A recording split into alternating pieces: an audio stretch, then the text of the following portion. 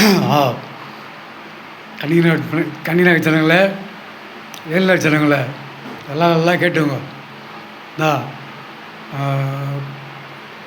கருணாநிதிக்கு சேர்ந்தான், இது அடுத்து ரமேஷனுக்கு சேர்ந்தான், பட்டச்சல ரமேஷ் அவருக்கும், அப்புறம் ரமேஷ் அண்ணன், அப்புறம் சீனு, இன்னும் எல்லாம் கொஞ்சம் இதாக அலர்ட்டாக இருங்க.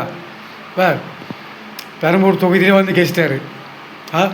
கெஸ்ட்டு அதே நான் வந்து இது அந்த மெசேஜ் வீடியோ மெசேஜ் வாங்கி அதுவும் நான் பார்த்துக்கிறேன். நான் பார்த்துட்டு வாய்ஸ் மெசேஜ் அனுப்பிச்சி விட்டேன். சரிங்களா? ஒரு பகுதியாக பார்த்துட்டு வராங்க. எப்போயோ கெஸ்டாச்சு வந்து சிஎம் வந்து எப்போயோ ஆகிட்டார் வந்தவர். ஜனாதிபதி என்ன தான் சொன்னார், திமுகவும் சொல்கிற கேளுங்க, திமுகவும் அண்ணா திமுகவும் விஜய் பிரச்சார் பண்ணுறதுல போகாதீங்க அப்படின்னு வந்து ஜனாதிபதியே சொல்லிட்டார். வந்து இதில் அந்த வீடியோ அந்த இது இன்ஸ்டாகிராமில் பார்த்தீங்களா? அந்த இதில் வந்து இன்ஸ்டாகிராமில் மெயினாக பாருங்கள். சரிங்களா? உங்களுக்கு வந்து நீங்கள் போய்ட்டு கட்சிக்காரங்கெல்லாம் துட்டு வாங்குனீங்களா, 100ரூபா 200 இல்லை வாங்கிடுவீங்களா, அதெல்லாம் அது கூட நான் வீடியோ எடுத்து அனுப்பிச்சி விட்டுக்கிறேன் வந்து தளபதிக்கு. சரி, இந்த அளவு கஷ்டப்படுறீங்க அப்படின்னு சொல்லிட்டு என்னத்துக்கு சரி கஷ்டப்படுறீங்கள, அதனால் கொடுத்தா நான் ஒன்றி சாப்பிட தெரியாதா எனக்கு? அவருக்கு ஃபோன் இது பண்ணிட்டு அங்கங்கே நான் சொல்லிட்டு எனக்கு போக தெரியாதா? இப்போ அவங்க எங்கே பிரச்சாரம் பண்ணாங்கன்னு அதுவே எனக்கு தெரியும். எங்கே பிரச்சாரம் இல்லாமல் எங்கே எந்த தொகையில் எந்த தொகைக்கிறாங்க அதுவே நான் விசாரிச்சுருந்தாங்கிறேன். இதில் வீடியோ காலில் பார்த்துருந்தாங்கிறேன், தகவல் மெசேஜ் அனுப்பிச்சி விட்டுனாங்கிறாங்க வாட்ஸ்அப்பில், வாய்ஸ் கார்டில் பார்த்துருந்தாங்கிறேன் நான். சரிங்களா? எப்பயுமே வந்து ஒருத்தன் வந்து கெட்டவனாக இருக்கிறானாக்கா, அவன் திருந்துறானாக்கா வந்து அவனை வந்து நம்புங்க. ஃபஸ்ட்டு நீங்கள் பழைய மாரியே அவனை பார்த்து நினச்சிங்க, அவன் என்ன யோசிப்பான். இப்போ நான் என்னத்தம்மா சொல்லிக்கிறேன், நான் ஒரு வீடியோவில் உங்கள்கிட்ட இது. ஆனால் அதுமாரி நான் இது விஷயம் அப்படி கன்னியார் உள்ள காலை வைக்காதீங்கண்ணா அப்படி நான் சொல்லிக்கிறேன் வந்து அவர்கிட்ட. புரியுதா? அவர் ஒரு கன்னியார் உள்ள காலை வைக்கலனாக்கா நீங்கள் என்ன பண்ணுவீங்க? நீங்கள் எல்லாமா வந்து நம்பினீங்க. இப்போ இதுக்கப்புறம் வந்து எதுவுமே நடக்காதான். எல்லாமே அவர் தான். அவர் நம்பி கோடிக்கணக்கான ஜனங்க வந்து இருக்குது வந்து அங்கே வெளியே. அவர் எங்கெங்கே போகிறாங்களோ அப்படி கோடிக்கணக்கான ஜனங்க பின்னாடி போயினாக்கு தான் எல்லாம் பார்த்துறாங்க. இப்போ நேரடியாக போய் அனுப்பிச்சி விட்டா உங்களுக்கு. ஃபஸ்ட்டு ஒருத்தர் நல்லவன் சொல்கிறான், அவனை நம்ப மாட்டீங்க. பழைய மாரி அப்படியே வாழ்ந்துடுவாங்க, திருந்த மாட்டாங்க. 6 வருஷமாக நான் சைலண்டாக இல்லை. அவங்ககிட்ட கேள்வி வாங்கினேன், திட்டு வாங்கினேன், மூஞ்சி காய்ச்சி சண்டை போட்டுனேன், இதாக இல்லை. நான் உங்களை பார்த்து பயந்து நினச்சிங்களா? அம்மாவை செல்வம் எப்பயுமே போயிட மாட்டான் எவனுக்குமே. அம்மாவை செத்தெல்லாம் சாவங்கண்டி எவனுக்கும் போயிடவே மாட்டான். திட்டிலாம் தெரியலாம் போட்ட சீன்லாம் வந்து மறந்துட்டீங்களா? வந்து நீங்கள் இங்கே வந்து கொஞ்சம் பைத்தியம் ஆகிட்டான், அவன் பைத்தியக்காரன் ஆகிட்டான், அவனை எப்படின்னா சமாளிச்சிடலாம் கலாச்சிடலாம் அப்படின்னு நினச்சின்னு. இப்போ கூட நான் வீட்டில் ஒண்டியாக தாங்கிறேன். பார் என் வீடை போடுறது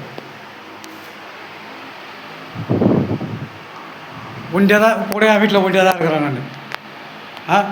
என்ன மாதிரி யாரெல்லாம் ஒண்டியாக அந்த குடும்பம் நடத்த முடியுமா? 5 வருஷமா பொலாட்டி பள்ளியில் விட்டு நடத்த முடியுமா? இப்போ சொல்கிறேன் பார், என் பொண்டாட்டி பிள்ளைங்க வந்து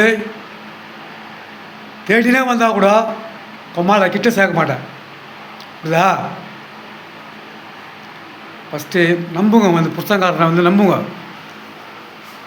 அம்மாவில் அவன் வாங்கினேன் ஃபஸ்ட் இந்த தௌலத்துக்கு என்னென்ன பண்ணேன் எதை பண்ணேன் அதெல்லாம் மண்சூலியாக வச்சுக்கிது. இப்போ வந்து பள்ளி வாங்கிக்கிது. அப்போட பார்த்தா தண்ணி உங்களுக்கு தண்ணி வரல அப்படியே நான் விட்டேன். என் கொம்மாலாம் நான் இல்லைனாக்கா கொம்மாவில் இன்னொரு இடத்துல உங்கள் கொம்மாவில் வேறு அவனா வந்துடுவான் உங்கள்கிட்ட. பார்த்தா ஒருத்தன் வந்து வெட்டு வாங்கிட்டானாக்கா வெட்டில் வந்து நான் தெளிவாக இருக்கும்போது வந்து வெட்டுவானுங்களா வந்து என்ன அவங்க அம்மா கூதி கை மேலே சிக்கிச்சிடுவேன். புரியுதா? அம்மாவில் எவனை தான் இடத்துல நான் உடம்பு போயிடுச்சின்னு சொல்லிட்டு ஒல்லியாக நினச்சிக்கிறீங்களா? உடம்பு போயிடுச்சு திருப்பி வச்சா திருப்பி வேலைக்கு ஆகணும். எங்கே வச்சாக்கா தொண்டை மூணு ஒலியுன்னு சொல்லிட்டு எனக்கு தெரியும். கட்டியால் எங்கே வெட்டினா நொண்டி ஆகணும் அதே எனக்கு தெரியும்.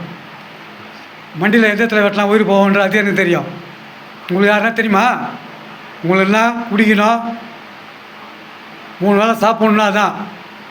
நான் வந்து குஸ்தி அடிக்கலாம் சாப்பிட்டுக்கிறேன். நான் என்னத்துக்கு தூங்குறது தான் பார்ப்பேன். போய் பத்துடணும், தூக்கம் தான் மெயின், துண்டுறது மெயின் கிடையாது. நான்லாம் ஒரு வேளை வந்து 6-7 வேளை சாப்பிடுவேன். 30 நேரத்துக்கு ஒரு வேலை நிப்பாட்டுறேன். நான் இங்கே இந்த வீடியோ வந்ததே குடிச்சதே சாவுத்துக்கு தான் நான் குடித்தேன். ஆனால் ஒரு நாளும் கடவுளை வந்து என்னை காப்பாற்றினே இருக்கிறாரு. அது என்னத்துக்கு உங்களால் தான். நீங்கள் பண்ணுற ஒரு வார்த்தையை விடுறதுனால ஆ நேற்று வந்து மூச்சு காலெல்லாம் வந்து இங்கே வந்து இதுவாகிடுதுங்க வந்து ஆ இப்போ பார்க்குறேன் நான் ம்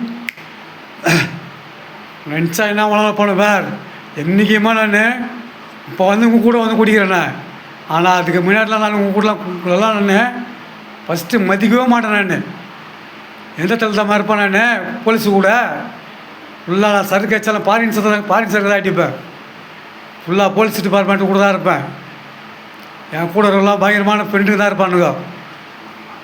எல்லாத்தையும் விட்டு வந்து இங்கே இந்த ஊரில் வந்து இருந்தாக்கா கேவலமாம்மா நினைக்கிறீங்க எங்களை என்ன ஆ நான் பல்லு போயிடுச்சு இதுக்கப்புறம் வேலைக்கு ஆக மாட்டான்னு நினச்சிக்கிறீங்களா?